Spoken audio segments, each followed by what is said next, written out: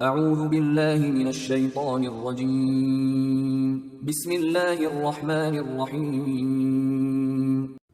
سورہ نحل آیات نمبر 41 تا 47 میں بشارت کہ اللہ کی راہ میں ہجرت کرنے والوں کو دنیا اور آخرت میں بڑا اجر ملے گا۔ وضاحت کہ اس سے پہلے بھی ہمیشہ انسان ہی رسول بنا کر بھیجے گئے ہیں، کبھی فرشتہ رسول بن کر نہیں آیا۔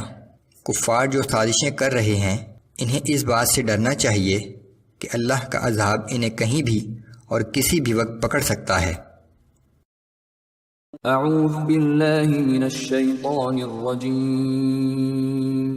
والذین هاجروا فی اللہ من بعد ما ظلموا لنبوئنہم فی الدنیا حسنہ ولأجر الآخرة اکبر لو كانوا يعلمون۔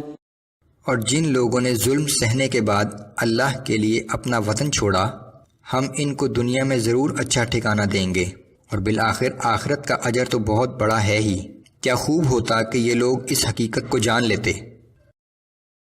الذین صبروا وعلی ربهم یتوکلون۔ یہ وہی لوگ ہیں جنہوں نے مصائب کو صبر کے ساتھ برداشت کیا اور اپنے رب پر ہی بھروسہ کرتے رہے۔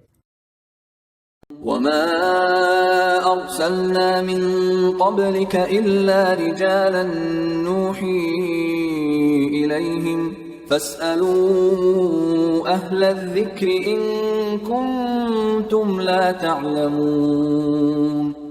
اے پیغمبر صلی اللہ علیہ وسلم، ہم نے آپ سے پہلے بھی مردوں ہی کو رسول بنا کر بھیجا ہے جن کی طرف ہم وہی بھیجا کرتے تھے۔ اگر یہ لوگ نہیں جانتے تو اہل علم سے پوچھ لیں۔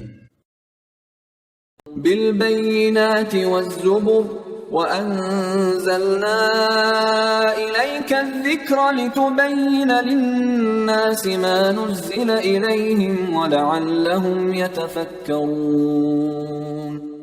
اور اے پیغمبر صلی اللہ علیہ وسلم، جس طرح پچھلے رسولوں کو ہم نے روشن نشانیوں اور کتابوں کے ساتھ بھیجا تھا، اسی طرح ہم نے آپ کی طرف بھی یہ قرآن نازل کیا ہے تاکہ لوگوں کے واسطے بھیجے گئے احکام ان پر واضح کر دیں، اور اس لیے بھی کہ وہ ان احکام کے بارے میں غور و فکر کریں۔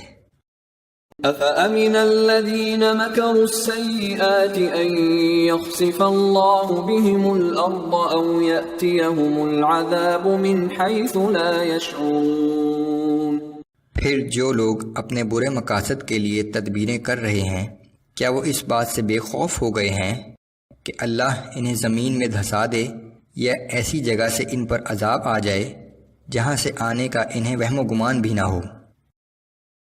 أَوْ يَأْخُذَهُمْ فِي تَقَلُّبِهِمْ فَمَا هُمْ بِمُعْجِزِينَ أَوْ يَأْخُذَهُمْ عَلَى تَخَوُّفٍ، یا ان کو چلتے پھرتے پکڑ لے یا ایسی حالت میں جب وہ عذاب سے خوفزدہ ہو چکے ہوں، وہ کسی طرح بھی اپنی تدبیروں سے اللہ کو عاجز نہیں کر سکتے۔ فَإِنَّ رَبَّكُمْ لَرَءُوفٌ رَحِيمٌ۔